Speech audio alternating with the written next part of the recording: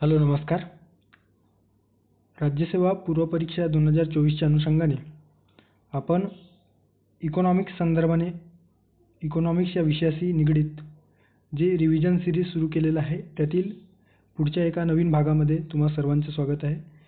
या व्हिडिओत आपण किंवा या लेक्चरमध्ये आपण पंचवार्षिक योजना हे सविस्तर जाणून घेणार आहोत.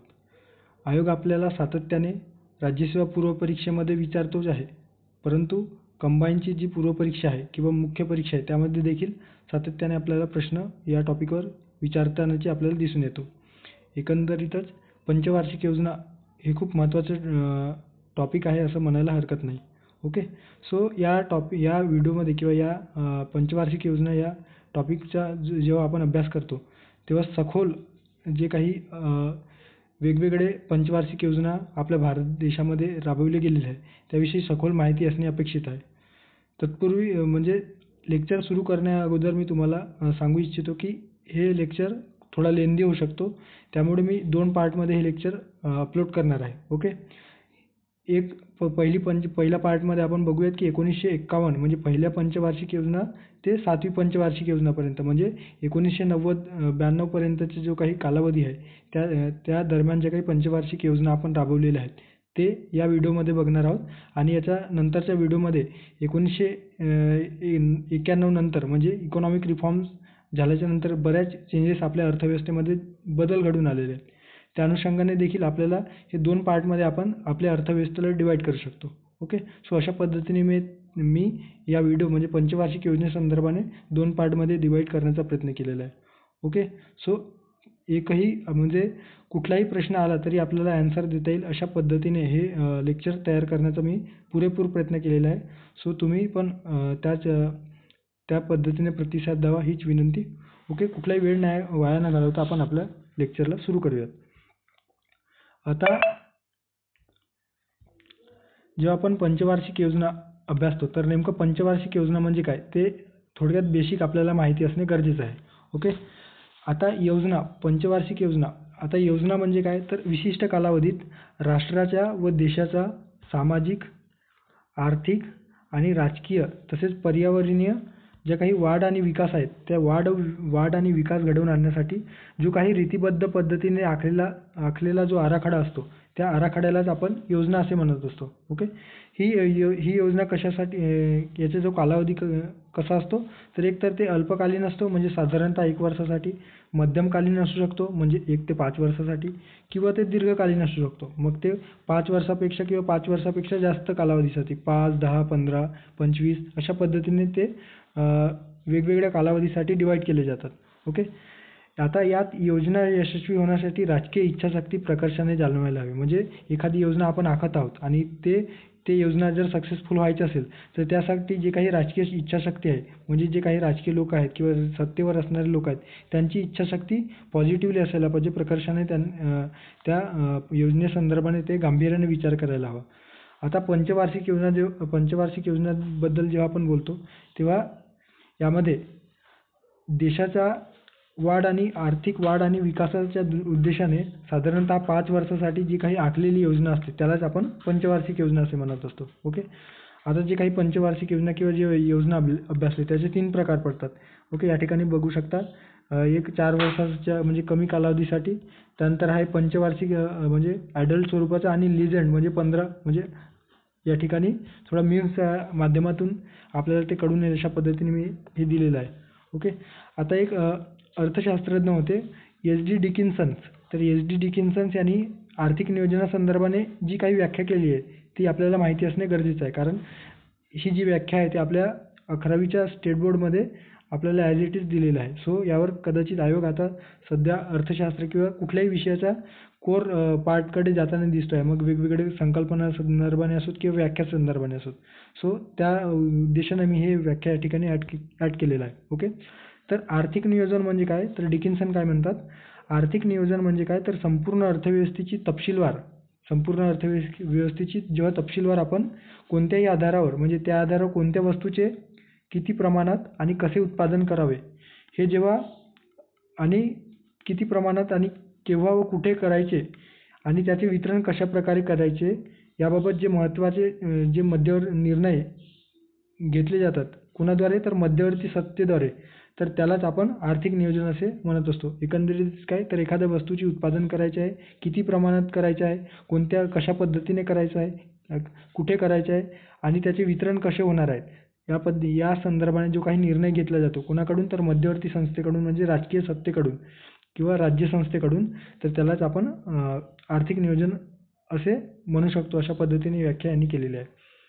आता पंचवार्षिक योजनेची जी काही सुरुवात झाली तर त्याचे मूळ आपल्याला रशियाच्या जी काही बोल्शेविक क्रांती झालेली होती, तर बोल्शेविक क्रांतीमध्ये त्यावेळच्या रशियन सरकारने जोसेफ स्टॅलिन यांच्या नेतृत्वात, म्हणजे जे काही रशियन सरकार होते, जे कोणाच्या नेतृत्वाखाली तर जोसेफ स्टॅलिन यांच्या नेतृत्वामध्ये पहिली पंचवार्षिक योजना 1928 ते 32 मध्ये त्या रशिया या देशात राबवण्यात आली होती आणि ती आदेशात्मक स्वरूपाची होती. आता आदेशात्मक किंवा सूचकात्मक जे काही नियोजन पद्धती आहेत ते आपल्याला माहिती असणे अपेक्षित आहे. तर ते आपण सबसिक्वेंट स्लाईडमध्ये बघणारच आहोत. सो या ठिकाणी रशियाने आदेशात्मक स्वरूपाची एकंदरीतच जी काही पंचवार्षिक योजना आहे ती सुरू केलेली होती. ओके. आता या योजनेचे वेगवेगळे नियोजन प्रकार आपल्याला दिसून येतात. म्हणजे ते एखाद्या स्थानावरून जेव्हा आपण नियोजन करतो किंवा एखाद्या प्लेसनुसार त्याचे वेगवेगळे प्रकार दिसतात. मग ते ग्रामीण भागासाठी पर्टिक्युलर नियोजन असेल, गट स्तरावर जेव्हा आपण नियोजन करतो, जिल्हा स्तरावर असेल किंवा राज्य स्तरावर असेल किंवा राष्ट्रीय स्तरावर, अशा पद्धतीने नियोजन करीत असतो.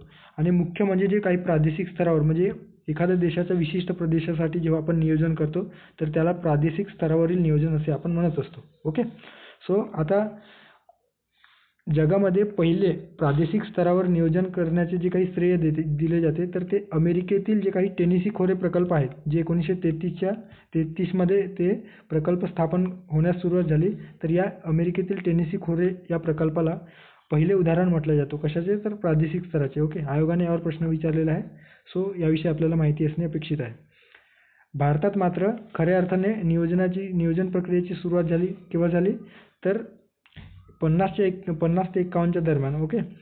आणि एकंदरीतच ही प्रेरणा आपण कोणाकडून घेतलेली आहे तर रशिया या देशाकडून आपण ही प्रेरणा घेऊन आपल्या नियोजन पद्धतीला किंवा नियोजनाला सुरुवात केलेली आहे.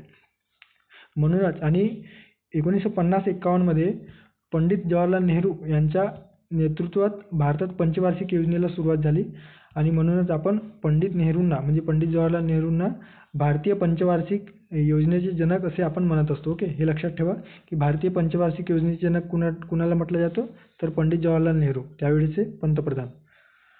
आता नियोजनाचे जे काही प्रकार आहेत त्या नियोजनाच्या प्रकारांविषयी आपल्याला माहिती असणे अपेक्षित आहे. कारण आयोग यावर देखील प्रीमध्ये जरी आपल्याला या प्रकारावर फारसा प्रश्न दिसत नसला तरी मेन्सच्या अनुषंगाने हे आपल्याला माहिती असणे अपेक्षित आहे. आणि एकंदरीतच आपण कॉम्प्रिहेन्सिव्ह वेनं पंचवार्षिक योजना बघत आहोत, त्यामुळे मला हे जे काही प्रकार आहेत ते देखील ॲड करणे योग्य वाटलं. ओके. सो बघूयात आता नियोजनाचे कुठले प्रकार दिसून येतात. तर दिग्दर्शनाद्वारे जे काही नियोजन, म्हणजे ज्याला आपण डायरेक्शनल प्लॅनिंग इंग्लिशमध्ये असे म्हणत असतो, आणि प्रलोभनाद्वारे. ओके. इंड्युसमेंट प्लॅनिंग, अशा पद्धतीने हे पहिले नियोजनाचे प्रकार दिसून येतात. ओके. दिग्दर्शनाद्वारे आणि प्रलोभनाद्वारे. तर आता दिग्दर्शनाद्वारे म्हणजे काय तर दिग्दर्शनाद्वारे जे काही नियोजन असते ते विशेषतः समाजवादी अर्थव्यवस्थेमध्ये दिसून येतात. ओके. जे कम्युनिस्ट कंट्री आहेत यामध्ये काय असतो तर एखाद्या बाह्य सत्तेच्या किंवा बाह्य जे काही कंपन्या आहेत, कारखाने आहेत, त्यांच्या हस्तक्षेपाचा पूर्णपणे अभाव असतो आणि त्यांचा जरी त्या अर्थव्यवस्थेमध्ये सहभाग असला तरी त्याचे जे काही निर्देशन करण्याचे काम कोण करत असतो तर गव्हर्नमेंट करीत असतात. ओके. सो अशा पद्धतीने दिग्दर्शनाचे काम हे गव्हर्नमेंटकडे असतं, म्हणजे त्या देशांच्या पर्टिक्युलर सरकारकडे असतो आणि ते सरकार जे ठरवेल आपल्या अर्थव्यवस्थेसाठी त्यानुसार मग बाकीचे जे काही प्राधिकरण असतात ते निर्णय घेऊन तशा पद्धतीने त्या अर्थव्यवस्थेमध्ये आपली जी काही गुंतवणूक असेल किंवा भांडवल संदर्भाने हस्तक्षेप असेल, अशा पद्धतीने ते निर्णय घेत असतात. तर यालाच आपण दिग्दर्शनाद्वारे किंवा डायरेक्शनल प्लॅनिंग असे म्हणत असतो. त्यानंतर इंड्युसमेंट प्लॅनिंग म्हणजेच काय तर प्रलोभनाद्वारे नियोजन. यामध्ये काय दिलेलं असतं तर हे अधिक लोकशाही स्वरूपाचे असतात. अधिक लोकशाही म्हणजे काय तर यामध्ये कुठल्याही हस्तक्षेपाला बंधन नसतं, म्हणजे बंधनरहित ही एकंदरीतच नियोजनाचे प्रकार आपण याला म्हणू शकतो. ओके. म्हणजे या नियोजन पद्धती म्हणजे प्रलोभनाद्वारे नियोजन पद्धतीमध्ये आपण बाजारपेठेत किंवा अर्थव्यवस्थेमध्ये कुठलाही प्रायव्हेट कंपनी येऊन त्यामध्ये आपली गुंतवणूक वगैरे करू शकतात किंवा आपली कंपनी स्थापन करू शकतात. यामध्ये कुठलेही बंधन नसतो. ओके. मात्र नियोजन करताना काही अनुनय तंत्राचा वापर या ठिकाणी गव्हर्नमेंटकडून केला जाऊ शकतो किंवा एखादी त्याच्यावर मर्यादा घातली जाऊ शकते किंवा एखाद्या कंपनीला असं सांगण्यात येऊ शकते की तुम्हाला 100 कोटीच्या वर तुम्ही आमच्या अर्थव्यवस्थेत इन्व्हेस्टमेंट करू शकत नाही. अशा पद्धतीने कारण ती जी स्पर्धा आहे ती टिकवून ठेवण्यासाठी वगैरे. सो अशा पद्धतीने हे प्रलोभनाद्वारे नियोजनाचे प्रकार आपल्याला दिसून येतो. ओके. त्यानंतर दुसऱ्या पद्धतीने विचार करायचे झालं तर याच्यात जो दुसरा प्रकार आहे त्यामध्ये आर्थिक नियोजन ज्याला फायनान्शियल प्लॅनिंग असे म्हणतात आणि भौतिक नियोजन ज्याला फिजिकल प्लॅनिंग म्हणतात. तर आर्थिक नियोजनामध्ये विशेषतः पैशांच्या वाटपाने पैशाचं म्हणजे संसाधनांचे जे वाटप आहे ते पैशाच्या दृष्टीने केले जाते. ओके. आणि भौतिक नियोजनामध्ये वस्तू आणि सेवांचे जे काही सामग्री आहे ते वाटपामध्ये म्हणजे काय तर थोडक्यात आर्थिक नियोजनामध्ये संसाधनांचे जे काही वाटप असतात तर ते पैशाच्या दृष्टीने केले जातो आणि पुरवठा आणि मागणीतील तफावत दूर करणे हे या आर्थिक नियोजनाचे महत्त्वाचे घटक असते. म्हणजे बाजारामध्ये जी काही मागणी व पुरवठा निर्माण झालेली असेल. ओके. म्हणजे वस्तू व सेवाच्या बाबतीत तर अशा वेळेस ते एकंदरीत पैशाच्या दृष्टीने त्या अर्थव्यवस्थेमध्ये जास्त पैसे ओतून उत्पादन वाढीला चालना देऊन अशा पद्धतीने जो काही मागणी वाढलेली असेल त्याला पुरवठ्याच्या बाजूने आपण त्या ठिकाणी निर्णय घेऊ शकतो आणि एकंदरीतच देशात आर्थिक स्थैर्य निर्माण करण्याचे हे आपल्याला अशा पद्धतीने प्रयत्न करता येतो. मग ते गव्हर्नमेंट थ्रू त्यामध्ये इन्व्हेस्ट केलेलं असेल पैशाच्या स्वरूपात किंवा इतर प्रायव्हेट कंपनी वगैरे ते पैसा ओतून त्या ठिकाणी जी काही प्रोडक्शन असेल किंवा डिमांड आणि सप्लाय असेल ते स्टेबल करण्याचा प्रयत्न करीत असतात. ओके. सो या ठिकाणी हे आर्थिक नियोजनाचे प्रकार आपल्याला दिसून येतो. आणि जेव्हा आपण भौतिक नियोजनाबद्दल बोलतो तर यावेळेस यामध्ये संसाधनांचे वाटप हे व्यक्ती असेल, यंत्रसामग्री असेल, साहित्याच्या दृष्टीने केलेले असतात. म्हणजे जेव्हा भौतिक नियोजनामध्ये कशाचे तर जे काही कामगार असतील तर एका राज्यातील मजुरांना दुसऱ्या राज्यामध्ये पाठवणे किंवा यंत्रसामग्री शासनाकडून उपलब्ध करून देणे एखाद्या कारखान्यासाठी किंवा प्रायव्हेट फर्मसाठी किंवा एखाद्या साहित्य जे काही आपल्याला इन्स्ट्रुमेंट लागत असेल ते गव्हर्नमेंटद्वारे पुरवणे म्हणजे पैशाच्या स्वरूपात मदत न करता ते आपण वस्तूच्या स्वरूपात जेव्हा मदत केली जाते तर त्यालाच आपण भौतिक नियोजन म्हणत असतो. ओके. सो अशा पद्धतीने आर्थिक नियोजन आणि भौतिक नियोजनाचे देखील आपण प्रकार या ठिकाणी बघितलेला आहे. त्यानंतर आदेशात्मक नियोजन खूप महत्त्वाचं आहे. आयोग यावर सातत्याने प्रश्न विचारतो. आदेशात्मक आणि सूचकात्मक नियोजन म्हणजे काय तर आदेशात्मक नियोजनालाच इंग्रजीमध्ये इम्परेटिव्ह प्लॅनिंग असे म्हटले जातो आणि सूचकात्मक नियोजन ज्याला indicative planning. Okay. Imperative planning आणि इंडिकेटिव्ह प्लॅनिंग. तर आदेशात्मक नियोजनामध्ये काय असतं तर याच्यामध्ये सर्व जे काही आर्थिक व्यवहार असतात अर्थव्यवस्थेतील ते पूर्णपणे सरकारच्या नियंत्रणाखाली असतो. ओके.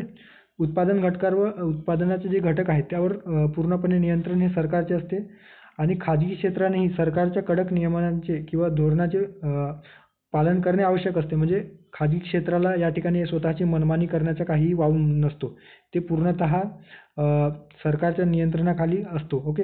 जसं रशिया झाला त्यानंतर इकडे चायनामध्ये जी काही नियोजनाची पद्धती अवलंबली जाते तर त्या ठिकाणी ही आदेशात्मक नियोजनाची पद्धती अवलंबली जाते. म्हणजे सरकारच त्या ठिकाणी केंद्रबिंदू असतो आणि त्या सरकारच्या नियंत्रणाखाली बाकीचे जे काही अर्थव्यवस्थेमध्ये जे प्रायव्हेट फर्म्स वगैरे आहेत किंवा बाकीचे ज्या काही अर्थव्यवस्थेमध्ये जे काही सहभाग नोंदवणारे जे घटक आहेत ते कार्य करत असतात. ओके. आणि दुसरी गोष्ट सूचकात्मक नियोजनामध्ये काय दिसून येतो तर या ठिकाणी आपल्याला सूचकात्मक म्हणजे काही शिथिल केलेल्या गोष्टी दिसून येतात. म्हणजे सरकारच्या नियंत्रणाखाली तर असतात पण काही गोष्टी प्रायव्हेट फर्मसाठी किंवा खाजगी क्षेत्रासाठी शिथिल केल्याचे दिसून येतो. त्यांचे नियमन व निर्देश केले जात नाही. म्हणजे काही प्रमाणात केले जातो काही प्रमाणात केले जात नाही. मात्र ती उद्दिष्ट पूर्ण होतील म्हणजे एखादी अर्थव्यवस्थेसंदर्भाने एखादे ग्रोथ रेट जर राखायचा असेल समजा आपल्याला आपली जी आर्थिक वाढ आहे किंवा आर्थिक वृद्धी आहे 2% वाढवायची असेल तर अशा वेळेस 2% वाढवण्यासाठी जे काही आपण प्रायव्हेट फर्म किंवा जे काही विदेशी कंपन्या किंवा खाजगी कंपन्यांना त्या अर्थव्यवस्थेत इन्व्हेस्टमेंट करण्यासाठी वगैरे बोलावतो. तर अशा वेळेस जेव्हा आपण 2% पलीकडे जातो किंवा आपण वृद्धी दर करतो तर अशा वेळेस त्यांना अधिक चालना देण्यासाठी काही सोयी सवलती दिल्या जातात. तर ते हे सूचकात्मक नियोजनाचे प्रकारामध्ये आपल्याला दिसून येतात. ओके. त्यानंतर सरकती योजना ज्याला आपण रोलिंग प्लॅन किंवा रोलिंग प्लॅनिंग असे म्हणतो, आणि नियोजित प्लॅनिंग किंवा नियोजित योजना. ओके.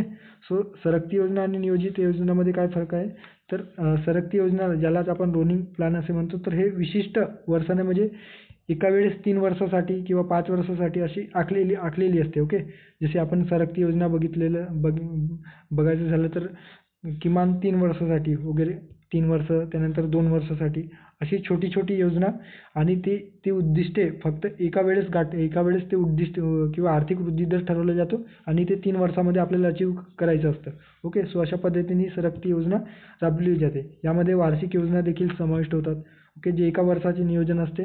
दुसरे म्हणजे 5 वर्षाचे नियोजन देखील यामध्ये असू शकतो, आणि तिसरे म्हणजे 15 वर्षासाठी देखील ही सरकती योजना, अशा पद्धतीने दीर्घ कालावधीसाठी देखील ही सरकती योजना राबवल्या जाऊ शकतो.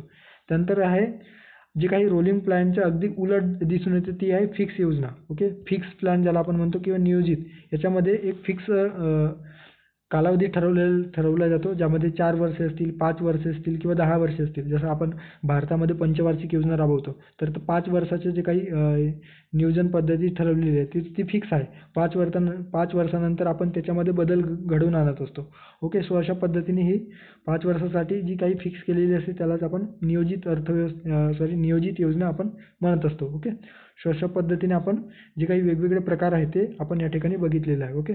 ज्याच्यामध्ये दिग्दर्शनाद्वारे नियोजन, प्रलोभनाद्वारे नियोजन, त्यानंतर आहे आर्थिक नियोजन आणि भौतिक नियोजन. त्यानंतर आहे आदेशात्मक नियोजन आणि सूचकात्मक नियोजन. खूप महत्त्वाचं आहे. इतर जरी तुम्ही लक्षात ठेवले नाही तरी चालेल, मात्र हे जे काही नियोजनाचे 2 प्रकार आहेत ते प्रकर्षाने लक्षात ठेवायला हवा. ओके. आता पुढे जाऊयात. आता आपल्या भारतीय अर्थव्यवस्थेमध्ये जे काही नियोजनासंदर्भात जे स्वातंत्र्यपूर्व प्रयत्न झाले ते बघूयात, की एकंदरीत आपल्या भारतामध्ये तशा नियोजन राबवण्यासाठी जे काही प्रयत्न केले गेले ते कुठल्या स्वरूपाचे होते आणि कोणते प्रयत्न होते. तर सर्वात आधी आपण 1934 मध्ये जेव्हा आपण बघतो की विश्वेश्वरय्या यांनी एक विश्वेश्वरय्या योजना मांडलेली होती. ओके. ज्यामध्ये आपल्याला औद्योगिकीकरणावर त्यांचा जास्त भर होता. ओके. त्यांनी एक पुस्तक लिहिलेलं होतं, planned economy for India. Okay. या ठिकाणी ते बघू शकता, प्लॅन्ड इकॉनॉमी फॉर इंडिया, आणि यामध्ये त्यांनी असं म्हटलेलं होतं की प्लॅन ऑर पॅरिस. ओके. म्हणजे योजना करा, नियोजन करा किंवा नष्ट व्हा, अशा पद्धतीने त्यांनी या ठिकाणी आपल्या पुस्तकात दिलेलं होतं. आणि या पुस्तकामध्येच ही विश्वेश्वरय्या योजना मांडलेली होती, ज्यामध्ये औद्योगिकीकरणावर म्हणजे इंडस्ट्रियलायझेशनवर जास्त भर होता. त्यानंतर येतो 1938 मध्ये जे काही काँग्रेस योजना, म्हणजे काँग्रेस, जे भारतीय राष्ट्रीय काँग्रेस होते, त्यांनी हरिपुरा अधिवेशनमध्ये 1938 मध्ये, ज्याचे अध्यक्ष कोण होते तर नेताजी सुभाषचंद्र बोस होते. आणि या हरिपुरा अधिवेशनमध्ये राष्ट्रीय नियोजन समिती स्थापन करण्यात आली, आणि एकंदरीतच या ठिकाणी भारतीय नियोजन किंवा जे भारतीय अर्थव्यवस्थेच्या नियोजनाला खऱ्या अर्थाने आपण सुरुवात झाली असे आपण म्हणू शकतो. ओके. यामध्ये अध्यक्ष कोण होते तर नेताजी सुभाषचंद्र बोस हे आपल्या जी काही काँग्रेसची अधिवेशन भरलेले होते त्याचे अध्यक्ष होते. मात्र नियोजन समितीचे अध्यक्ष कोण होते, जी राष्ट्रीय नियोजन समिती स्थापन झाली होती, तर त्याचे अध्यक्ष होते पंडित जवाहरलाल नेहरू. ओके. सो पंडित जवाहरलाल नेहरू हे राष्ट्रीय नियोजन समितीचे अध्यक्ष होते. त्यानंतर 1944 मध्ये बॉम्बेतील 8 उद्योगपतींनी एक योजना तयार केलेली होती, आणि हे देखील विशेषतः इंडस्ट्रियलायझेशनवर जास्त भर होता. तर या इंडस्ट्रियलायझेशनवर जास्त भर असणाऱ्या योजनेलाच आपण बॉम्बे प्लॅन असे म्हणत असतो. आणि हे 8 उद्योगपतींनी ही योजना तयार केलेली होती. ओके. ज्याच्यामध्ये या ठिकाणी बघू शकता काही दिलेलं आहे, जहांगीर रतनजी दादाभाई, घनश्यामदास बिर्ला, आदिसिर दलाल श्रीराम, कस्तुरभाई लालाभाई, त्यानंतर आदिसिर दरबशॉ सराफ, सर पुरुषोत्तमदास ठाकूरदास आणि जॉन मथाई, अशा पद्धतीने हे 8 जे उद्योगपती होते त्यांनी जी मांडलेली योजना होती त्यालाच आपण बॉम्बे प्लॅन किंवा मुंबई प्लॅन देखील आपण त्याला म्हणत असतो. ओके. त्यानंतर आहे 1944 मध्ये गांधी योजना मांडलेली होती. आता ही गांधी योजना कोणी मांडलेली होती तर गांधी योजना हे जे काही नारायण अग्रवाल होते, या नारायण अग्रवाल यांनी गांधी योजना मांडली, आणि याच्यामध्ये त्यांनी ग्रामविकास व कुटीर उद्योगाला महत्त्व द्यावे अशा पद्धतीने या योजनेमध्ये त्यांनी सजेस्ट केलेलं होतं. ओके. सो या ठिकाणी गांधीयन प्लॅन नारायण अग्रवाल यांनी मांडलेली आहे. तर त्यानंतर पुढे 1945 आपल्याला जनता योजना दिसून येते. या जनता योजनेमध्ये ही जनता योजना कोणी मांडली तर जे काही कम्युनिस्ट मार्क्सवादी विचारसरणीचे प्रणेते होते आपल्या भारतामध्ये मानवेंद्रनाथ रॉय यांनी ही जनता योजना मांडलेली होती आणि याच्यामध्ये सामाजिक हिताला जास्त महत्त्व दिले होते आणि एकंदरीत त्याचा जो स्वरूप होता तो जे काही भांडवलशाही जी अर्थव्यवस्था आहे ते भांडवलशाही अर्थव्यवस्थेपेक्षा दूर जाऊन आपण समाजवादी अर्थव्यवस्था या पद्धतीने आपल्या नियोजनामध्ये असायला हवं अशा पद्धतीची जी काही शिफारस आहे ती यांनी मानवेंद्रनाथ रॉय यांनी आपल्या जनता योजना या ठिकाणी मांडलेली आहे. ओके. नंतर 1950 आपल्याला दिसून येतो सर्वोदय योजना. आता नावाप्रमाणेच तुम्हाला माहितीच असेल सर्वोदय योजना कोणाबद्दल किंवा कोणा संदर्भाने वापरला जातो.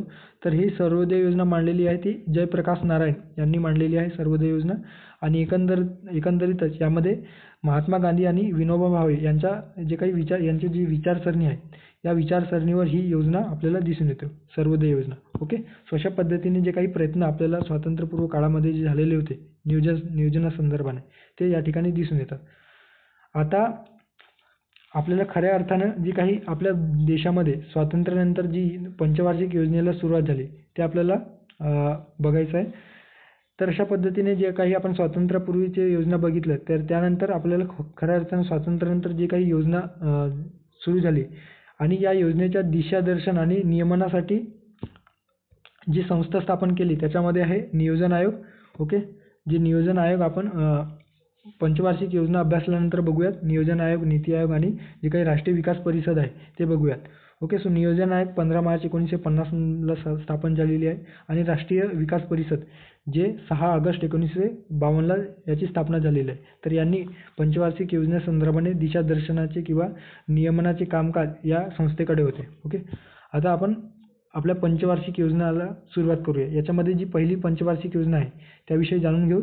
तर पहिली पंचवार्षिक योजना जी आहे तिचा जो कालावधी आहे तो 1 एप्रिल 1951 ते 31 मार्च 1956 असा एकंदरीत या योजनेचा कालावधी दिसून येतो.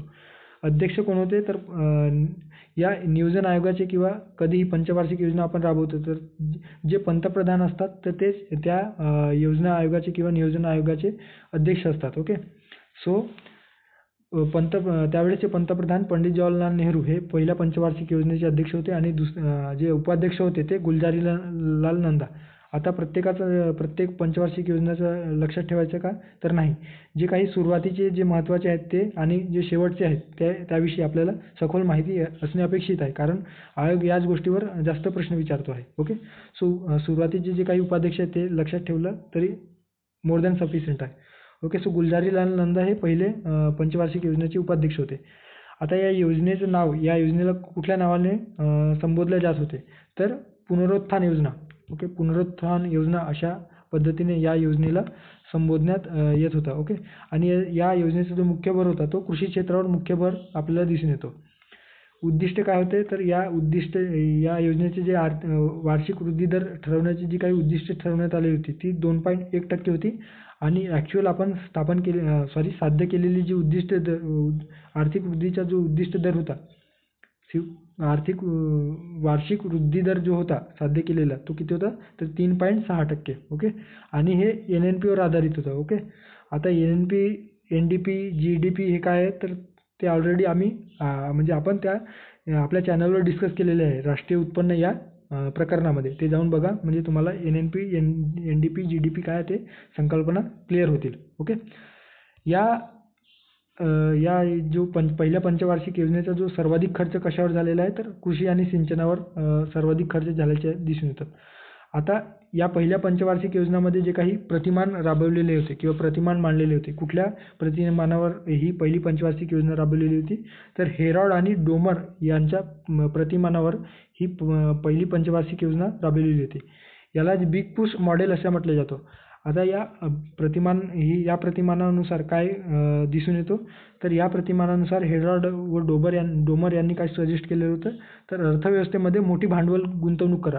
सरकारला असं सांगण्यात आलेलं होतं की आताच नुकतेच स्वातंत्र्य म्हणजे आपल्या भारत देशाला स्वातंत्र्य मिळालेलं आहे आणि अशा वेळेस आपल्याला या अर्थव्यवस्थेमध्ये नवीन अर्थव्यवस्था आहे आणि याच्यामध्ये आपल्याला मोठ्या प्रमाणात भांडवल गुंतवणूक केलं तर एकतर आपल्याला एक चक्रीय चक्रीय पद्धतीने आपला जो काही अर्थव्यवस्थेचा विकास आहे तो दिसून येईल.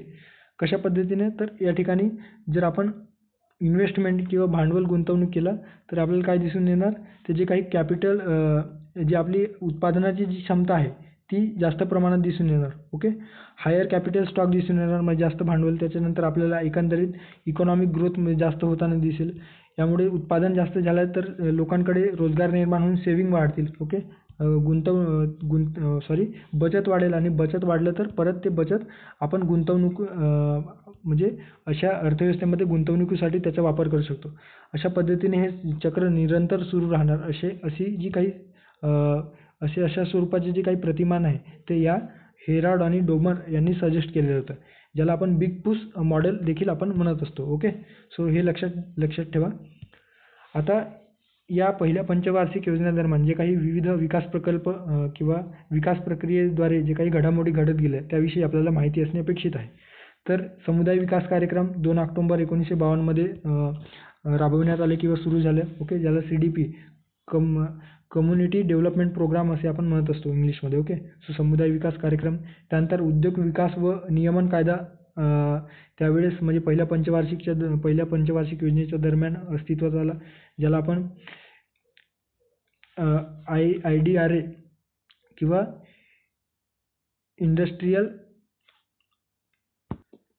इंडस्ट्रीज डेव्हलपमेंट रेग्युलेशन ॲक्ट असे आपण म्हणत असतो. तर ते ॲक्ट याच पहिल्या पंचवार्षिक योजनेच्या दरम्यान अस्तित्वात आले. त्यानंतर राष्ट्रीय विस्तार योजना, नॅशनल एक्सटेन्शन सर्व्हिस, ओके, किंवा स्कीम 1953 मध्ये. त्यानंतर IIT स्थापन करण्याची जी काही तरतूद आहे ती या ठिकाणी करण्यात आलेली होती. त्यानुसार 1951 मध्ये पहिले IIT म्हणून खरगपूर IIT अस्तित्वात आले, हे देखील लक्षात असू द्या.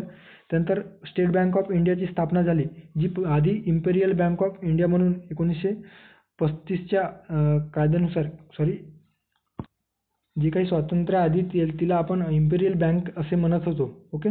तर त्या इम्पेरियल बँकेचे रूपांतर करून किंवा हस्तांतर करून 1 जुलै 1955 रोजी स्टेट बँक ऑफ इंडिया या नावाने त्याचे रूपांतरण झाले आणि ती SBI किंवा स्टेट बँक ऑफ इंडिया हे अस्तित्वात आले. त्यानंतर ICICI महामंडळ 5 जानेवारी 1955ला अस्तित्वात आले. UGC म्हणजे युनिव्हर्सिटी ग्रांट कमिशन हे देखील 28 डिसेंबर 1953ला म्हणजे पहिल्या पंचवार्षिक योजनेच्या दरम्यान अस्तित्वात आल्याचे दिसून येतो. ओके. त्यानंतर भाकरा नांगल प्रकल्प. ओके. भाकरा नांगल प्रकल्प आपण कुठं किंवा धरण कुठं तयार करण्यात आले तर सतलज नदीवर. ओके. जी काही जम्मू काश्मीरमधून वाहणारी किंवा पंजाबकडे जी जाणारी सतलज नदी आहे तर या सतलज नदीवर हे भाकरा नांगल प्रकल्प उभारण्यात आले 1955 मध्ये. दामोदर विकास खोरे प्रकल्प. तर दामोदर विकास खोरे प्रकल्प विशेषतः झारखंडमधील दामोदर नदी आहे झारखंडमधून वाहणारी, तर या नदीवर 1948 मध्ये हे विकास प्रकल्प सुरू करण्यात आले.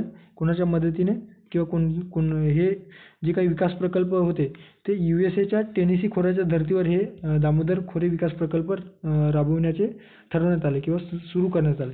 त्यानंतर हिराकुंड धरण, ओडिशातील जी काही महानदी आहे त्या महानदीवर हे हिराकुंड नावाचे धरण बांधण्यात आले. हे देखील पहिल्याच पंचवार्षिक योजनेच्या काळात आपल्याला दिसून येतो. यामध्ये जगातील सर्वात मोठी किंवा लांबीचे मातीचे मानवनिर्मित धरण आहे. ओके. ज्याची संकल्पना M. विश्वेश्वरय्या यांनी मांडलेली होती, हे देखील लक्षात असू द्या. सिंद्री येथे खत कारखाना आपण याच पहिल्याच पंचवार्षिक योजनेमध्ये 1951 मध्ये स्थापन केलं. झारखंड येथे आहे ही सिंद्री खत कारखाना. त्यानंतर आहे चित्तरंजन रेल्वे इंजिन कारखाना, कुठं? पश्चिम बंगाल या ठिकाणी.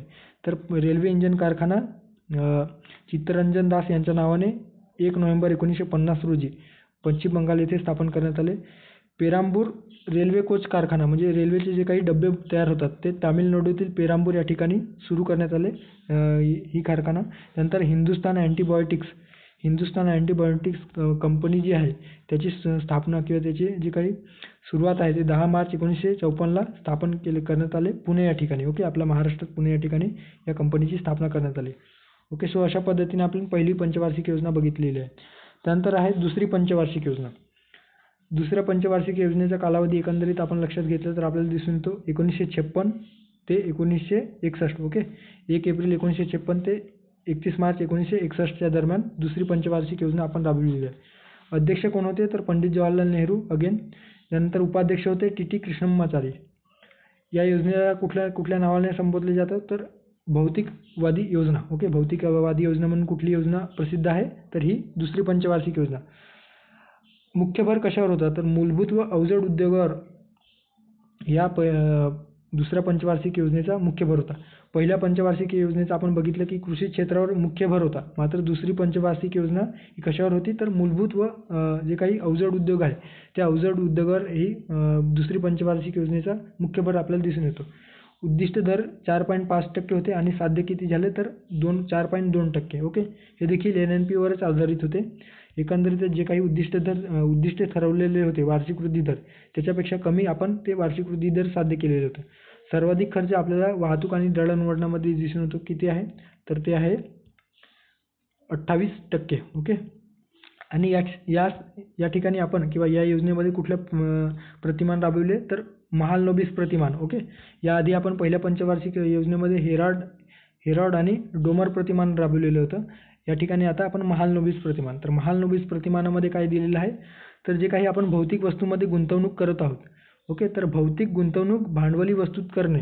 ओके, म्हणजे आपण गुंतवणूक जे करत आहोत, आपण पैशाची गुंतवणूक असेल किंवा वेगवेगळ्या पद्धतीने आपण अर्थव्यवस्थेमध्ये गुंतवणूक करत आहोत, तर ते गुंतवणूक कुठल्या ग्राहकोपयोगी वस्तूमध्ये करायचे की भांडवली वस्तूमध्ये करायचे. ग्राहकोपयोगी वस्तू म्हणजे काय तर दैनंदिन जे काही आपले जे काही अत्यावश्यक वस्तू आहेत त्यामध्ये करायचे की कालावधीसाठी अर्थव्यवस्थेचा विकास करण्यासाठी जे काही मोठमोठे आपण यंत्रतंत्र निर्मिती जे उद्योग आहेत, कारखाने आहेत त्यामध्ये करायच्या. अशा पद्धतीने भांडवली वस्तूत करणे अशी शिफारस या महालनोबिस प्रतिमानाद्वारे सजेस्ट करण्यात आलेले होते, सुचवण्यात आले होते. आणि याचा एकंदरीत परिणाम तीव्र औद्योगिकीकरण, ज्यामध्ये तीव्र औद्योगिकीकरणास चालना मिळणे किंवा चालना देणे हे या प्रतिमानाचे मुख्य भर या ठिकाणी दिसून येतो.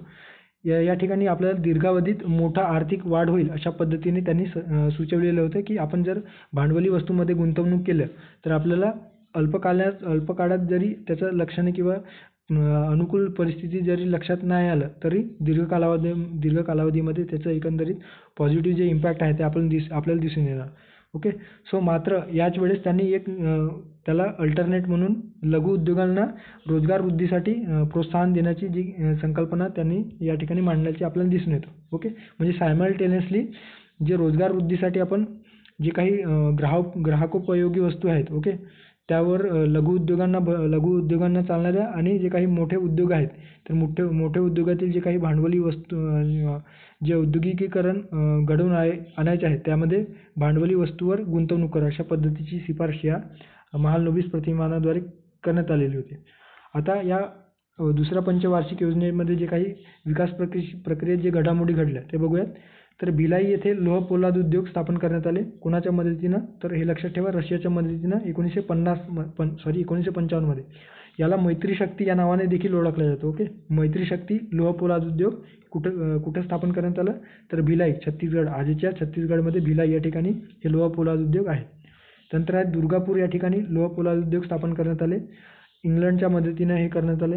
त्यानंतर आहे राऊरकेला या ठिकाणी. राऊरकेला म्हणजे दुर्गापूर कुठं आहे तर पश्चिम बंगालमध्ये. ओके, राऊरकेला कुठं आहे तर ओडिशा या ठिकाणी. तर ओडिशातील राऊरकेला या ठिकाणी लोह पोलाद उद्योग स्थापन करण्यात आले. ओके, आणि हे जर्मनीच्या मदतीनं हे जे काही लोह पोलाद उद्योग आहेत ते स्थापन करण्यात आले 1958 मध्ये. ओके, सो हे देखील तुम्ही लक्षात घ्या. त्यानंतर आहे दुसरे औद्योगिक धोरण. याच कालावधीमध्ये आपल्याला दुसरे औद्योगिक धोरण दिसून येतं. तर हे दुसरे औद्योगिक धोरण 30 एप्रिल 1956 या दिवशी किंवा या तारखेला ते दुसरे औद्योगिक धोरण जाहीर झाले. आणि यामध्ये समाजवादी समाजरचना हे तत्त्व स्वीकारण्यात आले दुसऱ्या औद्योगिक धोरणामध्ये. त्यानंतर अणुऊर्जा आयोग या अणुऊर्जा आयोगाची स्थापना करण्यात आली एकंदरीतच 1 मार्च 1958ला, ज्याचे पहिले अध्यक्ष कोण होते तर डॉक्टर होमी भाभा. ओके, त्यानंतर भेल. ओके, भारत हेवी इलेक्ट्रिकल लिमिटेड अशा पद्धतीने भेलची स्थापना 1953 मध्ये करण्यात आल्याचे आपल्याला दिसून येतो. ओके, भारत हेवी इलेक्ट्रिकल लिमिटेड हे देखील आपल्याला लक्षात असायला हवं. नंतर राऊरकेला म्हणजे ओडिशातील राऊरकेला येथे खत कारखाना स्थापन करण्यात आले, ज्यामध्ये सोना नावाचे नायट्रोजन खत तयार केला जात होता. त्यानंतर आहे नांगल येथे खत कारखाना, पंजाबमधील नांगल या ठिकाणी खत कारखाना 1961 मध्ये सुरू करण्यात आलं. त्यानंतर LIC ची स्थापना. Okay. Life insurance corporation of India म्हणजेच LIC याची स्थापना 1 सप्टेंबर 1956 रोजी म्हणजेच दुसऱ्या पंचवार्षिक योजनेच्या काळात झाल्याचे आपल्याला दिसून येतो. नंतर आहे बॉम्बे स्टॉक एक्सचेंज याच कालावधीमध्ये सुरू झाल्याचे आपल्याला दिसून येतो. ओके. सो अशा पद्धतीने या ठिकाणी जे काही विकास प्रक्रियेच्या या दुसऱ्या पंचवार्षिक योजनेच्या दरम्यान जे घडामोडी आहेत ते आपण बघितलेलं आहे. आता तिसरी पंचवार्षिक योजना. या तिसऱ्या पंचवार्षिक योजनेचा जो कालावधी होता तो किती होता तर कसा स्वरूपाचा होता तर 1 एप्रिल 1961 ते 31 मार्च 1966 असा त्याचा एकंदरीत कालावधी आपल्याला दिसून येतो. अध्यक्ष कोण होते तर सुरुवातीला पंडित जवाहरलाल नेहरू, त्यांच्या निधनानंतर हे शास्त्रीजी लालबहादूर शास्त्रीजी हे या तिसऱ्या पंचवार्षिक योजनेचे अध्यक्ष होते. ओके. उपाध्यक्ष सुरुवातीला CM त्रिवेदी होते, त्यानंतर अशोक मेहता. आता या योजनेला नाव काय देण्यात आलेलं होतं तर कृषी व उद्योग योजना. ओके. कारण परत या ठिकाणी आपण जेव्हा पहिली पंचवार्षिक योजना कृषीवर आधारित होती, दुसरी पंचवार्षिक योजना ही मूलभूत जे काही अवजड उद्योगावर आधारित होती. तर आता आपल्याला लक्षात आलेलं होतं की कुठल्याही एका गोष्टीला धरून चालणार नाही, तर आपल्याला सध्याची जी काही आपली आर्थिक परिस्थिती आहे त्यानुसार आपल्याला कृषीसोबतच जे काही उद्योग आहेत ते दोन्हीला घेऊन सायमल्टेनियसली दोन्हींवर जे काही अर्थव्यवस्थेमध्ये गुंतवणुकी असेल किंवा अर्थव्यवस्थेला चालना देणे गरजेचं आहे. सो अशा पद्धतीने या तिसऱ्या पंचवार्षिक योजनेमध्ये कृषी व उद्योग याला दोन्हीला म्हणजे दोन्ही गोष्टींना या ठिकाणी भर देण्यात आलेलं होतं. ओके. आता उद्दिष्ट काय ठरवण्यात आलेलं होतं तर वार्षिक वृद्धी दर 5.6% गाठणे. ओके. मात्र साध्य किती झालं तर आपल्याला साध्य झाल्याचे दिसून येतो 2.8% एवढा आर्थिक वृद्धी दर म्हणजे खूप कमी. म्हणजे आपण जर विचार केला तर एकूण 12 पंचवार्षिक योजनेच्या सर्वात कमी जी आर्थिक वृद्धी दर कुठे साध्य केलेलं असेल तर या तिसऱ्या पंचवार्षिक योजनेमध्ये. ओके. सो हे देखील लक्षात घ्या. सर्वात कमी कुठल्या पंचवार्षिक योजनेमध्ये आपण साध्य केलेलं होतं तर तिसऱ्या पंचवार्षिक योजनेत 2.8%. आता या ठिकाणी सर्वाधिक जो खर्च आहे तो कोणत्या क्षेत्रावर करण्यात आलेला होता तर वाहतूक व दळणवळण क्षेत्र या ठिकाणी 25%, एकंदरीत एकूण खर्चातील 25% खर्च या वाहतूक व दळणवळण यासाठी करण्यात आलेलं होतं. घडामोडी काय घडल्या किंवा एकंदरीत विकास प्रक्रियेमध्ये कुठल्या संस्था किंवा कुठले निर्णय घेण्यात आले तर IDBI बँकेची स्थापना करण्यात आली. IDBI बँकेची स्थापना झाली 1 जुलै 1964 रोजी. त्यानंतर आहे कृषी किंमत आयोगाची स्थापना करण्यात आली. ओके. 1 जानेवारी 1965ला कोणाच्या अध्यक्षतेखाली तर प्रोफेसर दांतेवाला, हे लक्षात घ्या, प्रोफेसर दांतेवाला यांच्या अध्यक्षतेखाली कृषी किंमत आयोगाची स्थापना करण्यात आली, ज्याला आपण पुढे चालून 1985 मध्ये याचे रूपांतर कृषी मूल्य किंमत आयोग. ओके. अशा पद्धतीने त्याचे रूपांतर झाल्याचे दिसून येतो. त्यानंतर भारतीय अन्न महामंडळाची स्थापना झाली FCI ज्याला आपण म्हणतो 14 जानेवारी 1965 मध्ये. आणि याचे पहिले जे कार्यालय होते तर पहिले जिल्हा कार्यालय कुठे स्थापन झाले तर तंजावर, तामिळनाडूतील तंजावर या ठिकाणी पहिले जिल्हा कार्यालय स्थापन झाल्याचे आपल्याला दिसून येतो. ओके. त्यानंतर नागालँडची निर्मिती याच काळामध्ये झाल्याचे आपल्याला दिसून येतो. ओके. त्यानंतर यश अपयश काय आहे याच्यामध्ये या ठिकाणी 1965 नाही तर 1962 किंवा आय थिंक 63ला झाल्याचे आपल्याला दिसून येतो. ओके. सो नागालँड राज्याची निर्मिती कधी झालेली आहे तर नागालँड राज्याची निर्मिती 1963 मध्ये झालेली आहे. ओके. 1 डिसेंबर 1963ला. सो या ठिकाणी करेक्शन करून घ्या. अपयश. आता ही योजना अपयशी होण्याचे काय कारण आहे तर त्याला एकतर मुख्य कारण आहे जे काही भारत आणि चीन दरम्यान 1962चे युद्ध, त्यानंतर आहे भारत आणि पाकिस्तान दरम्यान 1965 आणि जे काही आपण अंतर्गत जे काही आपल्या देशामध्ये अंतर्गत युद्ध सुरू होते. ओके. मग ते स्वतंत्र राज्याचे संदर्भाने असो किंवा मुक्तीसंग्राम वेगवेगळे असतील, गोवा मुक्ती संग्राम वगैरे त्यावेळेस सुरू होता. सो अशा पद्धतीने हे या दोन युद्धामुळे आपल्या अर्थव्यवस्थेला प्रचंड प्रमाणात झटका बसलेला होता. ओके. सो एकंदरीत जे काही सर्वात कमी जो आर्थिक वृद्धी दर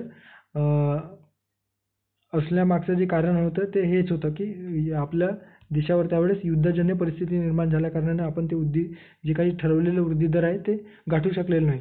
आणि एकंदरीतच याचा प्रभाव असा झाला किंवा याचा परिणाम असा पडला की आपल्याला युद्धामुळे किंवा इतर बाकीच्या गोष्टीमुळे निगेटिव्ह किंवा नकारात्मक गोष्टी घडल्यामुळे आपली अर्थव्यवस्थेला थोडा त्यावेळेस जे काही पंचवार्षिक योजना आहे त्या पंचवार्षिक योजनेला ब्रेक द्यावा लागला.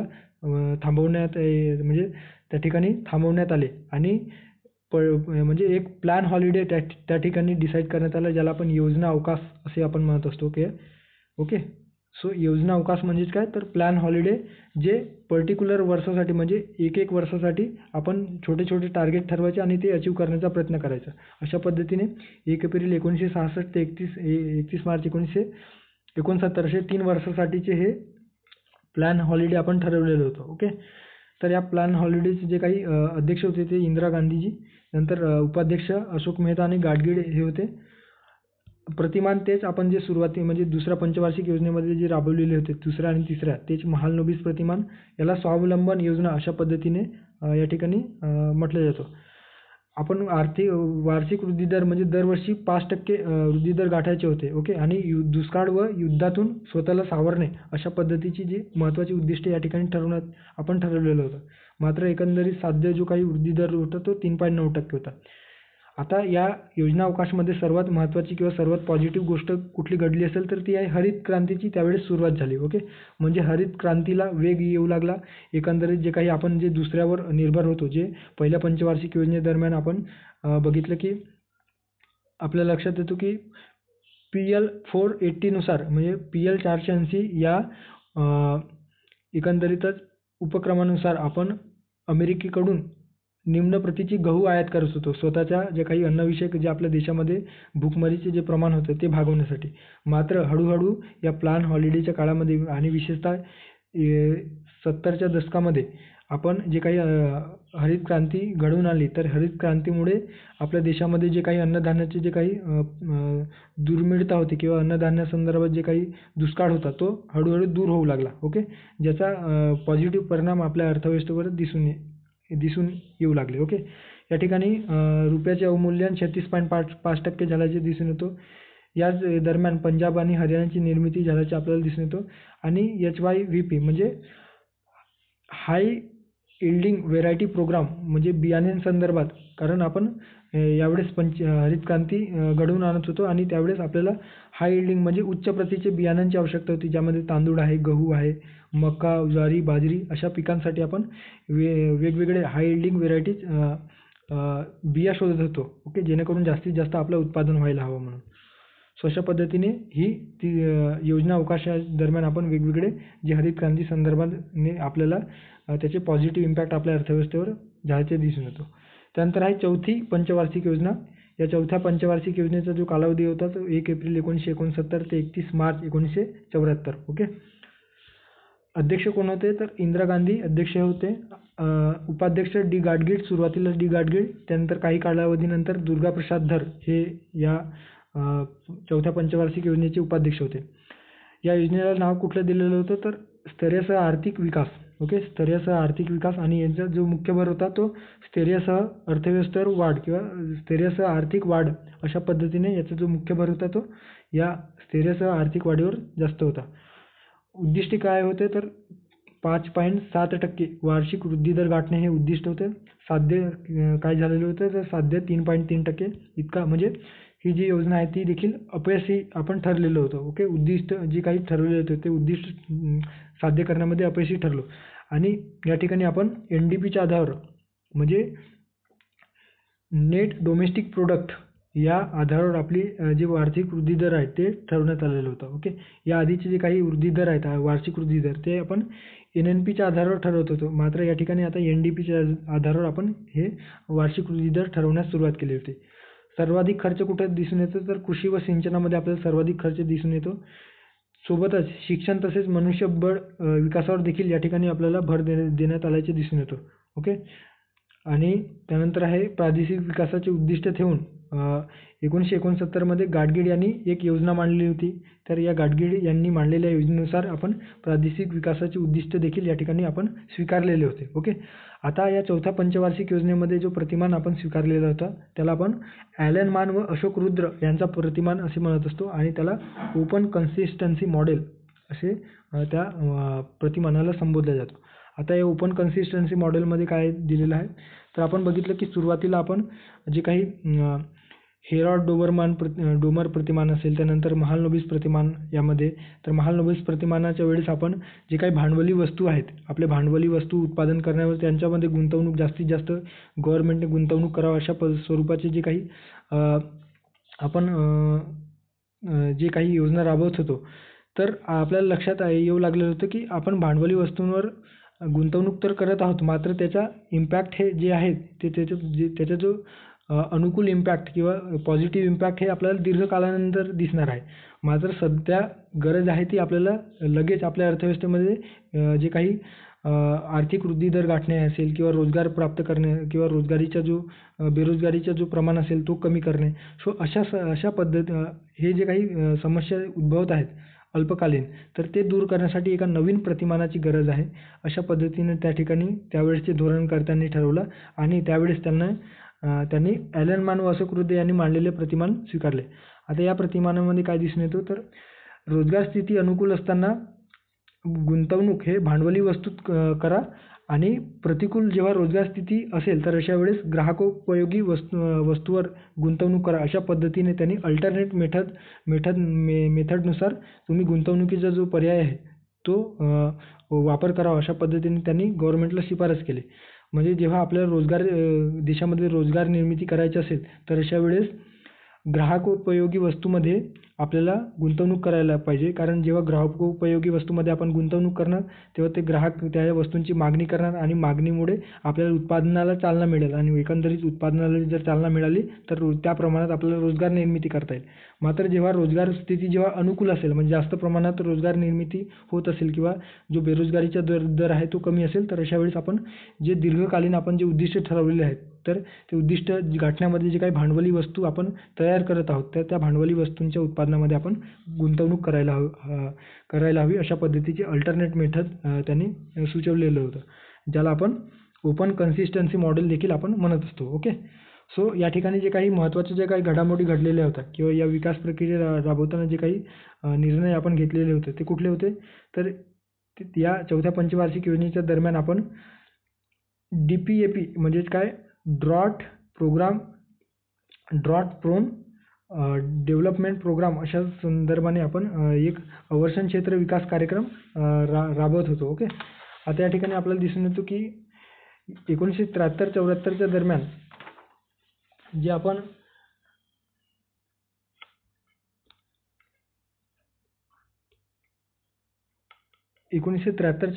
दरम्यान drought prone development area program अशा स्वरूपाचे एक कार्यक्रम आपण हाती घेतलेलं होतं आणि जे काही वाळवंटी संदर्भात जे काही वाळवंटी विरोधी किंवा पाणी असेल, जमीन असेल या संदर्भात जे काही दुष्काळजन्य परिस्थिती ज्या भागात निर्माण होत होते, तर त्या भागात आपण वेगवेगळ्या माध्यमातून जे काही तलाव असेल किंवा इतर तळी असतील, शेततळे तयार करून त्यांना शेतकऱ्यांना उपलब्ध करण्याचे काम आपण या कार्यक्रमांतर्गत घेत होतो. ओके. त्यानंतर MRTP कायदा आलेला होता. आता MRTP कायदा म्हणजेच काय, तर त्याला आपण मोनोपॉलीज अँड रेस्ट्रिक्टिव्ह ट्रेड प्रॅक्टिसेस ॲक्ट असे आपण म्हणत असतो.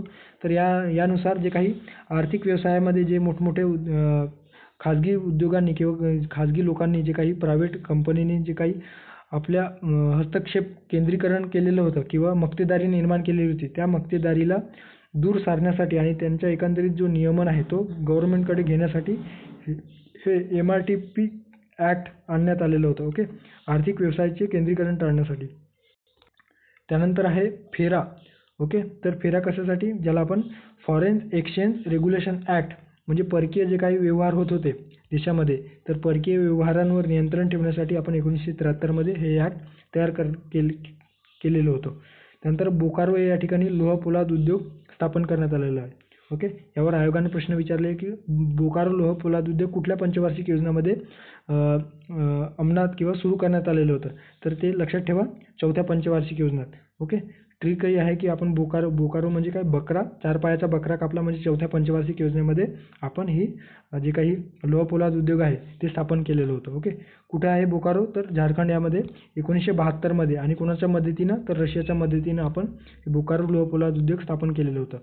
सेलची स्थापना, सेल म्हणजे काय, स्टील ऑथॉरिटी ऑफ इंडिया लिमिटेडची स्थापना केलेली होती 24 एप्रिल 1973ला. ऑपरेशन फ्लड, ओके, ज्याला आपण दुग्ध क्रांती म्हणतो. तर दुग्ध क्रांतीची सुरुवात या ठिकाणी 1970च्या दरम्यान झालेली होती, ज्याला दुग्ध क्रांतीचे जनक कोणाला म्हटलं जातं, तर वर्गीस कुरियन यांना म्हटलं जातो आहे. तर त्यानंतर या बँकांचे राष्ट्रीयकरण घडून आले, खूप महत्त्वाचं. 19 जुलै 1969 रोजी, ओके, 14 बँकांचे जे काही राष्ट्रीयकरण, ज्याचे 50 कोटीपेक्षा जास्त ठेवी होते, अशा 14 बँकांचे राष्ट्रीयकरण घडवून आणण्यात आलेले होते. अग्रणी बँक योजना, आता तुम्ही कमेंट बॉक्समध्ये सांगा की अग्रणी बँक योजना जी काही योजना आहे ती कोणी शिफारस केली होती, कोणत्या समितीने शिफारस केलेली होती. नरीमन समिती होती का, ते तुम्ही तसं कमेंट बॉक्समध्ये सांगा. सो 1969मध्ये ही अग्रणी बँक ही योजना आणलेली होती. यामध्ये क्षेत्रीय दृष्टिकोन ठेवून क्षेत्रीय विकास करण्याच्या दृष्टिकोनानुसार पर्टिक्युलर क्षेत्रामध्ये आपल्याला बँकिंग व्यवसाय सुरू करायचा, अशा पद्धतीने या ठिकाणी आपल्याला ही योजना आणण्याचे आपल्याला दिसून येतो. ओके, सो अशा पद्धतीने आपल्याला चौथी पंचवार्षिक योजनामध्ये जे महत्त्वाचे होते परीक्षा ते आपण अभ्यासलेलं आहे. आता पुढच्या याच्याकडे जाऊयात. 5वी पंचवार्षिक योजना. 5व्या पंचवार्षिक योजनेचा जो काही कालावधी आहे तो 1 एप्रिल 1974 ते 31 मार्च 1978. ओके, खरं तर 1979 असायला पाहिजे, मात्र काही राजकीय घडामोडींमुळे किंवा त्यावेळेस आपण बघतो आहोत की 1975च्या वेळेस राष्ट्रीय आणीबाणी, त्यानंतर ती जी काही राष्ट्रीय काँग्रेसची जी सरकार होती ती कोसळली आणि जनता दलाची सरकार आली. त्यामुळे जे काही पंचवार्षिक योजना आहे ते 1 वर्ष आधीच गुंडाळले गेली. ओके, सो या ठिकाणी पहिले जे काही सुरुवातीला जे पंचवार्षिक योजना राबवलेले होते त्याचे जे अध्यक्ष होते 5व्या पंचवार्षिक योजनेचे, ते इंदिरा गांधी होते. त्यानंतर आहे उपाध्यक्ष सुरुवातीला दुर्गा प्रसाद धर, त्यानंतर आहे PN हक्सर म्हणून जे अर्थशास्त्रज्ञ होते, ते या 5व्या पंचवार्षिक योजनेचे उपाध्यक्ष म्हणून होते. तर या योजनेला कुठल्या नावाने संबोधलं जातो, तर दारिद्र्य निर्मूलन व स्वावलंबन योजना. आणि यांचा जो मुख्य भर होता 5व्या पंचवार्षिक योजनेचा, तो मुख्य भर कशावर होता, तर दारिद्र्याचे निर्मूलन करणे किंवा गरिबी हटाव ज्याला संबोधलं जातो. तर या गरिबी हटाव या किंवा दारिद्र्याचे निर्मूलन करणे यावर मुख्य भर होता. ओके, उद्दिष्ट दर 4.4% आणि आपण म्हणजे उद्दिष्ट जो काही वार्षिक वृद्धी दर ठरवण्यात आलेलं होतं ते 4.4% आणि हे GDP आधारित होतं. ओके, आता आपण GDP आधारित वृद्धी दर ठरवायला लागलेलो होतो, म्हणजे ग्रॉस डोमेस्टिक प्रोडक्टनुसार. तर 4.4% ठरवलेलं होतं, साध्य किती झालं तर 4.8%. म्हणजे हे आपल्याला एकंदरीत यशस्वी झालेली योजना आपण या योजनेला म्हणू शकतो. ओके, सो सर्वाधिक जो खर्च आहे, एकूण खर्चातील जो काही सर्वाधिक खर्च कशामध्ये केलेला होता, तर उद्योग या क्षेत्रामध्ये सर्वाधिक खर्च 26% केलेलं होतं. ओके, आता या 5व्या पंचवार्षिक योजनेमध्ये कुठली प्रतिमान वापरलेलं होतं, तर तेच कंटिन्यू केलेलं होतं ॲलनमान व अशोक रुद्र यांचं ओपन कन्सिस्टन्सी मॉडेल. ते काय आहे आपण मागच्या प्रिव्हियस स्लाईडमध्ये बघितलेलं आहे. आता घडामोडी काय घडल्या किंवा कुठले निर्णय आपण घेतले, तर याच वेळेस 16 एप्रिल 1976ला पहिले राष्ट्रीय लोकसंख्या धोरण जाहीर करण्यात आले. ओके, त्यानंतर आहे एकात्मिक बाल विकास कार्यक्रम, ज्याला इंटिग्रेटेड चाइल्ड डेव्हलपमेंट स्कीम अशा स्वरूपाची स्कीम 2 ऑक्टोबर 1975 रोजी सुरू करण्यात आली, ज्यामध्ये 6 ते 16 वर्षाचे जे काही बालक आहेत त्यांना बालकांना पोषण व आरोग्य सेवा उपलब्ध करून देणे, जेणेकरून त्यांचे आरोग्य सुधारतील, अशा पद्धतीची स्कीम आपण त्या ठिकाणी अंमलात आणलेली होती. त्यानंतर आहे स्वयंरोजगारासाठी ग्रामीण युवक प्रशिक्षण. ओके, ज्याला ट्रायसेम असे म्हटलं जातो, training of rural youth for self employment. Okay, so ही योजना आपण 15 ऑगस्ट 1979ला सुरू केलेली होती. त्यानंतर आहे वाळवंटी विकास कार्यक्रम. Okay, desert development program. So हे 1977 ते 78 दरम्यान हे कार्यक्रम सुरू करण्यात आलेलं होतं. त्यानंतर राष्ट्रीय प्रौढ शिक्षण कार्यक्रम. ओके, राष्ट्रीय प्रौढ शिक्षण कार्यक्रम हे देखील 2 ऑक्टोबर 1978ला सुरू करण्यात आलेली होती, ज्याचा उद्देश होता की 15 ते 35 वयोगटातील जे नागरिक आहेत त्यांना शिक्षित करून जो काही साक्षरतेचा दर आहे तो वाढवण्यास चालना देणे. ओके, त्यानंतर याच कालावधीमध्ये RRBची स्थापना केलेली होती, ज्याला आपण प्रादेशिक ग्रामीण बँका असे म्हणतो. 2 ऑक्टोबर 1975ला 5 प्रादेशिक ग्रामीण बँकांची सुरुवात आपण केलेली होती. आता तुम्ही कमेंट बॉक्समध्ये सांगणार आहात की आपण कोणत्या समितीच्या शिफारशीनुसार RRB जे काही प्रादेशिक ग्रामीण बँका, रिजनल रुरल बँक्स आपण स्थापन केलेलो आहोत. ओके. सो पोखरणची अणुचाचणी झालेली होती 18 मे 1974 ज्याला नाव काय दिलेलं होतं तर स्माइलिंग बुद्धा. ओके, किंवा Buddha smile. Okay. So Pokhran आहे. त्यानंतर याच काळामध्ये राजकीय घडामोडी जर बघायचं झालं तर आणीबाणीची परिस्थिती किंवा राष्ट्रीय आणीबाणी जाहीर झालेली होती 1975च्या कालावधीमध्ये. त्यानंतर घटनादुरुस्ती ज्या काही खूप महत्त्वाच्या घटनादुरुस्ती झालेल्या होत्या 42वी आणि 44वी घटनादुरुस्ती, ते देखील तुम्ही लक्षात ठेवू शकता. आता पुढच्या त्यानंतर जी काही ही योजना 5वी पंचवार्षिक योजना 1 वर्षाआधीच खंडित करण्यात आली. कारण काय होतं तर जी काही काँग्रेसची जी गव्हर्नमेंट आहे ती काँग्रेसची गव्हर्नमेंट पडली आणि त्या जागी जनता दलाची सरकार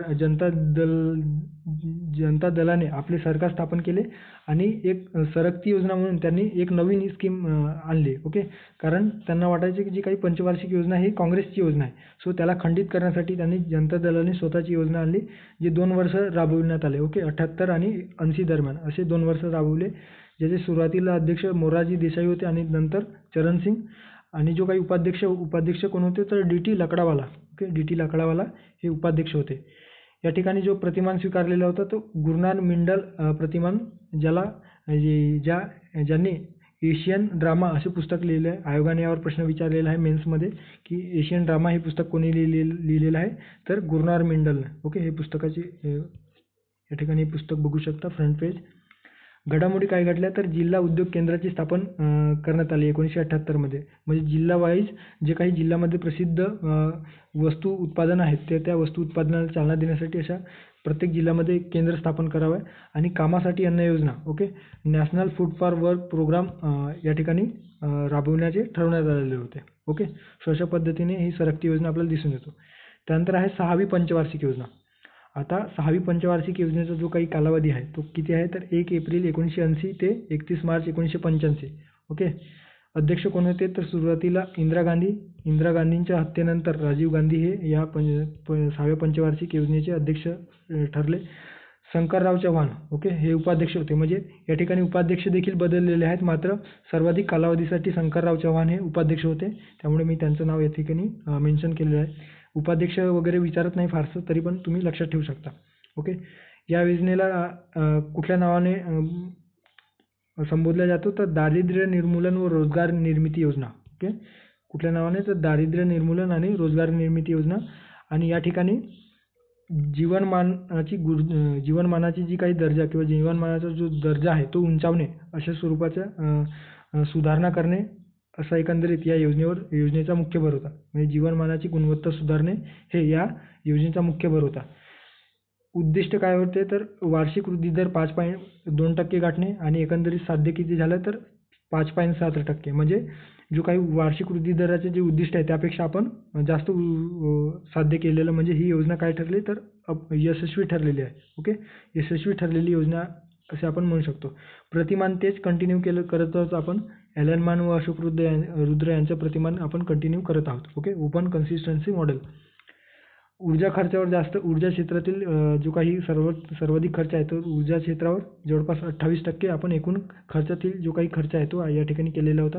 आता जे काही विकास प्रक्रिया आहे त्याच्यामध्ये आपण एकात्मिक ग्रामीण विकास कार्यक्रम इंटिग्रेटेड रुरल डेव्हलपमेंट प्रोग्राम ही स्कीम सुरू करण्यात आली, ज्या अंतर्गत ग्रामीण भागामध्ये विकासात्मक जे काही प्रकल्प आहेत ते आपण हाती घेतलेलं होतं.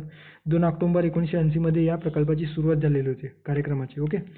सो त्यानंतर आहे राष्ट्रीय ग्रामीण रोजगार कार्यक्रम नॅशनल रुरल एम्प्लॉयमेंट प्रोग्राम. 2 ऑक्टोबर 1980 हे योजना सुरू केलेली होती.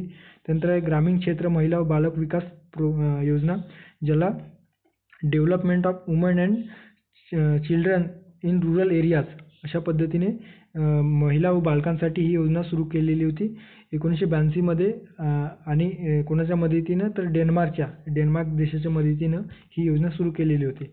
ग्रामीण भूमिहीन आश्वासित रोजगार योजना, ज्याला रुरल लँडलेस एम्प्लॉयमेंट गॅरंटी प्रोग्राम अशा पद्धतीनं गॅरंटी प्रोग्राम स्वरूपाची ही योजना आपण रोजगार उपलब्ध करून देण्यासाठी 15 ऑगस्ट 1983ला ही योजना सुरू केलेली होती.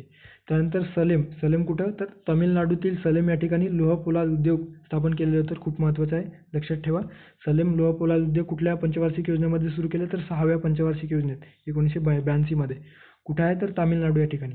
त्यानंतर विशाखापट्टणम लोह पोलाद उद्योग सुरू केलेला आहे आंध्र प्रदेश ठिकाणी, आंध्र प्रदेश राज्यातील विशाखापट्टणम या ठिकाणी 1982 मध्येच. ओके. बायोगॅस कार्यक्रम आपण त्या ठिकाणी सुरू केलेलं होतं. त्यानंतर नाबार्डची स्थापना यावेळेस झालेली होती 12 जुलै 1982 मध्ये. कुणाच्या शिफारशीनुसार तर शिवरामन समितीच्या शिफारशीनुसार आपण नाबार्डची स्थापना केलेली होतं. ओके. एकंदरीत नाबार्डची स्थापना कोणत्या समितीच्या शिफारशीनुसार करण्यात आली तर शिवरामन समिती. त्यानंतर एक्सपोर्ट इम्पोर्ट बँक, ज्याला एक्झिम बँक म्हटलं जातो, तर एक्झिम बँकची स्थापना 1 जानेवारी 1982 रोजी स्थापन करण्यात आले. आणि कोणत्या समितीच्या शिफारशीनुसार तर हे देखील अलेक्झांडर आणि टंडन समितीच्या शिफारशीनुसार ही एक्झिम बँक स्थापन करण्यात आले. आणि याच कालावधीमध्ये बँकांचे राष्ट्रीयकरण घडून आले, ज्यामध्ये 200 कोटीपेक्षा जास्त ज्या काही ठेवी आहेत असे 6 बँकांचे राष्ट्रीयकरण 15 एप्रिल 1980 रोजी करून घेण्यात आले. ओके. सो अशा पद्धतीने 6वी पंचवार्षिक योजना या ठिकाणी आपण बघितलेलं आहे. त्यानंतर आहे 7वी पंचवार्षिक योजना 1 एप्रिल 1985 ते 31 मार्च 1990. ओके. अशा पद्धतीने 85 ते 90 या कालावधीमध्ये आपण ही 7वी पंचवार्षिक योजना राबवली. सुरुवातीला अध्यक्ष हे राजीव गांधी होते. त्यांच्या हत्येनंतर VP सिंग हे अध्यक्ष झाले. उपाध्यक्ष कोण होते तर उपाध्यक्ष देखील बदलले गेले, मात्र मनमोहन सिंग हे जास्त कालावधीसाठी उपाध्यक्ष होते 7व्या पंचवार्षिक योजनेच्या. आता या योजनेचे जे नाव होते ते रोजगार निर्मिती योजना, म्हणजे रोजगारासंदर्भात जे काही वेगवेगळे प्रोग्राम आहेत ते जास्तीत जास्त प्रोग्राम या 7व्या पंचवार्षिक योजनेमध्ये राबवण्यात आलेले होते. आणि जास्तीत जास्त लोकांना रोजगार उपलब्ध करून देणे असा एकंदरीत या 7व्या पंचवार्षिक योजनेचा उद्देश होता. आणि म्हणूनच या 7व्या पंचवार्षिक योजनेला काय म्हटलं जातं तर रोजगार निर्मितीचे जनक अशा स्वरूपाचे या ठिकाणी या योजनेला म्हटलं जातो आहे. उद्देश काय होता तर याचा जो मुख्य भर होता तो समाज कल्याण आणि दारिद्र्य निर्मूलन. एकंदरीत रोजगार निर्मिती करून समाज कल्याण साधणे आणि दारिद्र्याचे जे निर्मूलन आहे ते करणे अशा स्वरूपाचे या ठिकाणी मुख्य भर देण्यात आलेले होते. उद्दिष्ट 5% होता वार्षिक वृद्धी दर आणि साध्य झाले 6%, म्हणजे एकंदरीत यशस्वी ठरलेली योजना आहे. सर्वाधिक जो खर्च आहे तो आपण ऊर्जा क्षेत्रावर केलेला आहे 28%. प्रतिमान कुठलं वापरलं आहे तर ब्रह्मानंद व वकील. ओके. आता या प्रतिमानामध्ये आपण बदल करतो आहोत. याआधी आपण ॲलन आणि अशोक रुद्र यांचं प्रतिमान वापरलो, जे आपण वेळोवेळी ठरवून आपण कुठल्या वस्तूवर गुंतवणूक करायचा यावर फोकस करत होतो. मात्र या ठिकाणी आता या प्रतिमानानुसार जे काही मजुरी वस्तू, यालाच मजुरी वस्तू प्रतिमान म्हटलं जातो आहे. ओके. Wedges good model.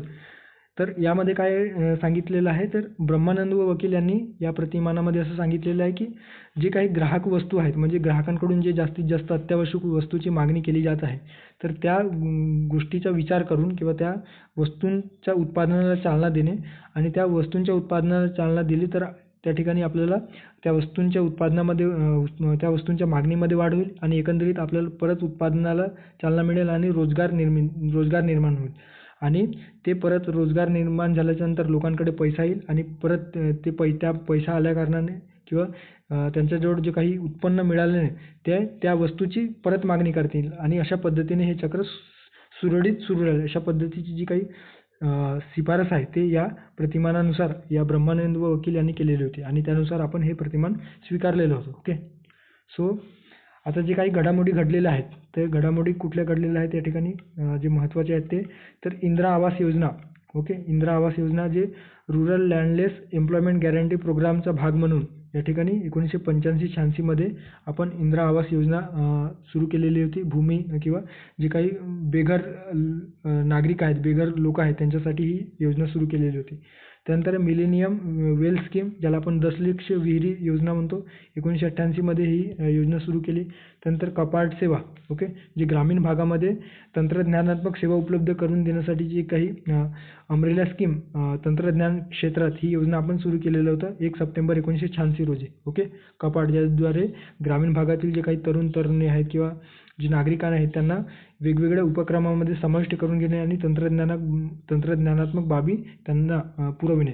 त्यानंतर आहे जवाहर रोजगार योजना. 1 एप्रिल 1989 रोजी ही जवाहर रोजगार योजना सुरू करण्यात आलेली होती,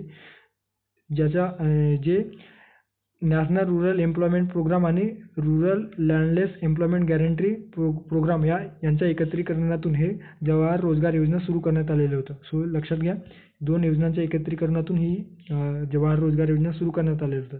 त्यानंतर राष्ट्रीय साक्षरता मिशन, ज्याला आपण नॅशनल लिटरसी मिशन असे म्हणतो, ते 5 मे 1988 रोजी सुरू करण्यात आलेलं होतं.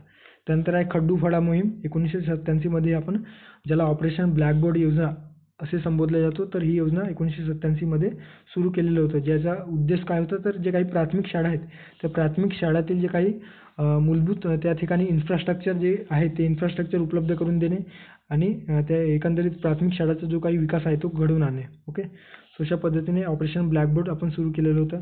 राष्ट्रीय शिक्षण धोरण आपण राबवले 1986 मध्ये, दुसरे शिक्षण धोरण आपण राबवलेलं होतं. राष्ट्रीय गृह बँक स्थापन झालेली होती, जे गृह कर्ज देणारी एक महत्त्वाची संस्था आहे. 8 जुलै 1988 ही संस्था स्थापन झालेली होती. नेहरू रोजगार योजना अशा स्वरूपाची शहरी भागामध्ये शहरातील लोकांसाठीही लोकांना रोजगार उपलब्ध करून देण्यासाठीची ही योजना होती, जी 1989 रोजी स्थापन झालेली किंवा सुरुवात झालेली होती. त्यानंतर आहे केंद्रीय ग्रामीण स्वच्छता कार्यक्रम. ग्रामीण भागामध्ये स्वच्छता संदर्भाने ही कार्यक्रम राबवण्यात आलेले होते 1986 मध्ये. सो अशा पद्धतीने 7व्या पंचवार्षिक योजनेमध्ये बरेच योजना हे रोजगार निर्मिती करण्याच्या दृष्टीने करण्यात आलेले होते किंवा सुरू करण्यात आलेले होते, आणि म्हणूनच या योजनेला रोजगार निर्मिती जनक हे नाव देण्यात आलेलं आहे. ओके, सो अशा पद्धतीने आपण 7वी योजना बघितली. आता यानंतर 2 वार्षिक योजना राबवण्यात आले, ज्याला आपण स्वावलंबन योजना देखील म्हटलं जातो आहे. 91 आणि 91 ते 91-92 असे 2 वर्ष. ओके, सो या ठिकाणी जे काही वेगवेगळे त्यावेळेस आपण आपली आर्थिक परिस्थिती हे खचत चाललेली होती. ओके, एकंदरीत वेगवेगळे त्या ठिकाणी जे आपल्या भारतीय अर्थव्यवस्थेला वेगवेगळ्या समस्या फेस कराव्या लागत होत्या, आणि म्हणून त्यावेळेस पंचवार्षिक योजनेला कुठेतरी थांबवून पंचवार्षिक योजनेमध्ये खर्च करण्या इतपत आपल्याकडे आपला जो बजेट होता तो सक्षम नव्हता. त्यामुळे आपण ते पंचवार्षिक योजना थोडा कालावधीसाठी थांबवूयात अशा पद्धतीचा निर्णय घेण्यात आला, आणि वार्षिक योजना ज्याला आपण स्वतःच्या स्वावलंबन योजना स्वीकारली. ओके, अध्यक्ष होते सुरुवातीला चंद्रशेखर, त्यांच्यानंतर नरसिंह राव, आणि नाव काय दिलेलं होतं तर स्वावलंबन योजना अशा एकंदरीत याला नाव देण्यात आलेलं होतं. उपाध्यक्ष होते मधु दंडवते, मोहन धारिया आणि प्रणव मुखर्जी. ओके, सो प्रणव मुखर्जी देखील या वार्षिक योजनेचे उपाध्यक्ष होते. महत्त्वाच्या घडामोडी काय घडल्या तर याच कालावधीमध्ये आपण जी आपली अर्थव्यवस्था आहे ते आर्थिक संकटातून जात होती, ज्यामध्ये आपले जे राजकीय तूट आहे ते 8.4% इतके झालेले होते. कर्जाचे GDPC जे प्रमाण आहे ते 50% पलीकडे गेलेलं होतं. त्यामुळे आपली अर्थव्यवस्था डबघाईस आलेली होती. परकीय जो चलन साठा होता तो 5.8 दशलक्ष इतकंच उरलेलं होतं. ओके, म्हणजे खूप कमी प्रमाणात. IMF आपल्याला कर्ज देत नव्हता. ओके, सो एकंदरीत या डायग्राममध्ये किंवा या चित्रात तुम्ही बघू शकता इमेजमध्ये कशा पद्धतीने आपली जी इकॉनॉमी आहे ते अशा स्वरूपाची इन्फ्लेशन असेल, चलन वाढलेले असेल, बजेट डेफिसिट आहे, बॅलन्स ऑफ पेमेंट आपलं खचलेलं होतं, IMF आपल्याला कर्ज देत नव्हतं. सो अशा पद्धतीने चित्र या ठिकाणी 1990-91 दरम्यान तयार झालेलं होतं. आणि म्हणूनच आपल्याला लिबरलायझेशन, प्रायव्हेटायझेशन आणि ग्लोबलायझेशन हे इकॉनॉमिक रिफॉर्म त्यावेळेच्या गव्हर्नमेंटने स्वीकार केले आणि आपल्या अर्थव्यवस्थेला बाहेर काढण्यास किंवा या संकटातून बाहेर काढण्यास मदत मिळाली. ओके, याच वेळेस हर्षद मेहता घोटाळा झालेला होता, जे शेअर बाजारामध्ये जो काही घोटाळा यांनी घडवून आणलेला होता, त्यावर आता जे काही तुम्ही बघितलेलंच असाल वेब सिरीज आलेली आहे. सेबीची स्थापना झालेली होती 1988 मध्ये सेबीची स्थापना झाली, मात्र या सेबीला वैधानिक दर्जा 1992 मध्ये देण्यात आलेले होते. रुपयाचे अवमूल्यन घडवून आणण्यात आलेले होते, आणि जो काही रुपया आहे त्याला चालू खात्यावर अर्धपरिवर्तनीय करण्यात आलेले होते. सो अशा एकंदरीत स्वावलंबन योजनेच्या माध्यमातून आपण आपली अर्थव्यवस्थेला जे आपली इकॉनॉमिक क्रायसिस होती त्या संकटातून बाहेर काढण्याचा आपण प्रयत्न केलेलो होतो. ओके, सो अशा पद्धतीने एकंदरीत एक पार्ट या पार्टमध्ये आपण 51 ते 90च्या दरम्यान 90 ते 92 या दरम्यान म्हणजे आर्थिक संकटापर्यंत आपण जी काही पंचवार्षिक योजना आहेत ते आपण बघितलेलं आहे. आता पुढच्या भागामध्ये आपण 92 नंतर जे काही इकॉनॉमिक रिफॉर्म्स नंतर जे काही आपल्या अर्थव्यवस्थेमध्ये बदल घडले, त्यानंतर आपण कुठल्या अँगलने विचार करायला लागलो किंवा पंचवार्षिक योजनेमध्ये कुठले महत्त्वाचे घटक स्वीकारण्यात आले, अशा पद्धतीने आपण पुढच्या व्हिडिओमध्ये बघूयात. Okay. So keep watching. Next video part 2 मध्ये आपण ते जे आहेत पंचवार्षिक योजना ते बघूयात, उरलेले पंचवार्षिक योजना. ओके. आणि नियोजन आयोग, नीती आयोग आणि राष्ट्रीय विकास परिषद संदर्भात जे महत्त्वाचे जे इन्स्टिट्यूशन आहेत, संस्था आहेत, त्याविषयी देखील आपण सविस्तर बघूयात, जेणेकरून आपला जो एकंदरीत कॉम्प्रिहेन्सिव्ह जो काही पंचवार्षिक योजना आहे ते कुठल्याही परीक्षेत जरी आपल्याला पंचवार्षिक योजनेसंदर्भात प्रश्न आला तरी आपल्याला देता येईल, प्रश्नाचे उत्तर आपल्याला योग्यरित्या देता येईल. ओके. सो थांबूयात, भेटूया पुढच्या व्हिडिओमध्ये. थँक्यू.